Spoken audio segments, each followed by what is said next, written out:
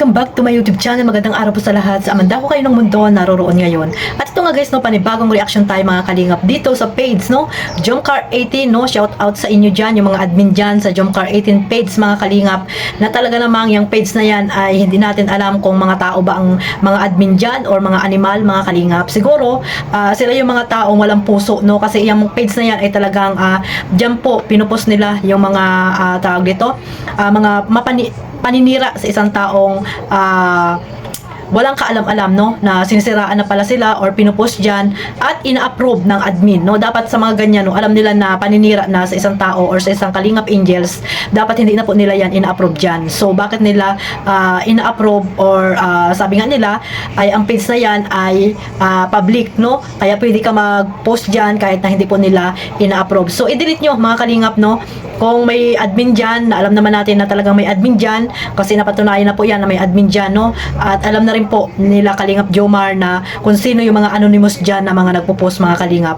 At ito nga guys, no, sa ngayon nga mga kalingap, no, na may picture or may video na kumakalat na si Bibi Beyonce ay mayroong ginawang tawag nito, may ginawang fake account. So, yung fake account na yun, Beyonce ang pangalan at yung mga picture na edited, no, at video na pinost po dyan sa page na yan ng Jomcar 18. So, ibig sabihin ay ito ay isang mapanirang nilalang, no? Sisiraan nila ang Jomcar at ang EDSA supporters. So, ibig sabihin, gusto nilang pagsirain talaga itong dalawa na to kasi nga ay ang Jomcar at EDSA ay talagang hindi po naglalaos, no, mga kalingap, walang kupas sa tawag dito sa kanilang tandem, no, sa serye ng binuo ni Kalingap Rab. Kaya itong mapanirang tao na ito ay gustong siraan, no, ang dalawa na ito para yung mga supporters ay magsabong-sabong, di ba mga kalingap, mag-away-away, no, mag-away-away mga kalingap. So hindi nila alam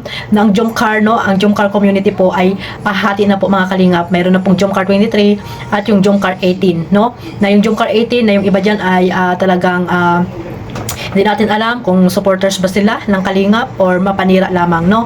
Ang Jomcar 18 na iba naman ay tahimik lang kasi nga diyan sila nagsimula. So sana maunawaan po ng EDSA community, no, yung mga supporters ng EDSA na hindi po lahat ng Jomcar ay nandiyan po sa Jomcar 18 mga Kalingap. Nasa Jomcar 23 na po yung ibang mga supporters po ng Sulid sa Jomcar mga Kalingap. Itong nasa Jomcar 18 mga Kalingap na page na yan, sila po yung mga warrior, no, mga warrior kuno na tinatawag, at alam na alam po yan ni Kalingap Joms, no, na kung sino yung mga anonymous dyan at yung ibang mga sponsor, no, alam na po kung sino talaga yung mga mapanira dyan, na mga nagpo-post dyan, na mga anonymous, at yung mga admin po dyan ay kilalang kilala nila Jomar at nila yung mga ibang sponsor ng Jomcar 23 mga Kalingap. So itong nag-post na ito na pwede po yan ma-detect, no, pwede po yan i-ano nyo, no, hindi pala ako kasali doon. Yung mga ano po dyan, sponsor po ni Bibi Beyonce or mga supporters ni Bibi Beyonce, pwede nyo po yan i-report or malaman kung sino talaga yung gumagawa ng mga fake account na yan ni Bibi Beyonce, kasi nga nandiyan po yan, madidetect po yan, at huwag nyo pong baliwalain yan kasi nga ay masisira po ang image dyan ni Bibi Beyonce, di ba? Walang kaalam-alam si Bibi Beyonce, ginagawa nyo ng mga malalaswang mga kahalikan dyan na hindi naman si Bibi Beyonce dyan or hindi naman yung lalaki yan dyan, no? Kasi nga ngayon guys, mayroon ng application apps, no, apps, no, na no, na pwedeng may boyfriend ka nakayakap, kuno, na kahalikan, may mga ganun po na edited na po mga Kalingap. Halata naman po na edited dyan mga Kalingap, no, sa mga sa mga supporters po dyan, no, sana wag po kayo maniwala, no, dito sa mga kumakalat na ano ni Bibi Beyonce mga Kalingap video, no, na mayroong kahalikan, no, mga Kalingap, at halatang-halata naman mga Kalingap na edited po yan. So sana wag kayong maniniwala dyan sa mga taong mapanira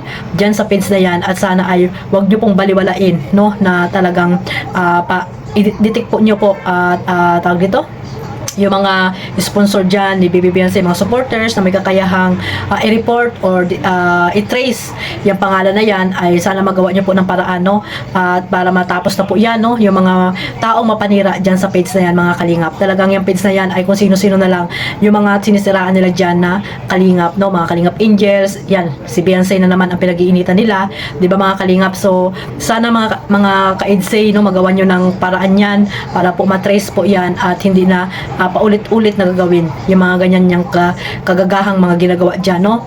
At yung mga paninira nila ay matigil na po mga kalingap. So, ayan lang mga kalingap, no? Gusto lang talaga nilang pagsabungin yung mga supporters po ng EDSA at ng Jomcar mga kalingap. At alam na natin yan kung sino yung mga mapanirang yan, no? Mga mapanirang mga supporters na walang magawa kundi manira na mga love team at mga samahan ng mga keyboys nila Jomar, no mga kalingap. At yan, wala na naman silang ibang tawag dito masira, no, kay Jomar at kay Carla. Si Bibi Beyonce naman ang kanilang sinisiraan ngayon na wala namang kaalam-alam yung bata mga kalingap.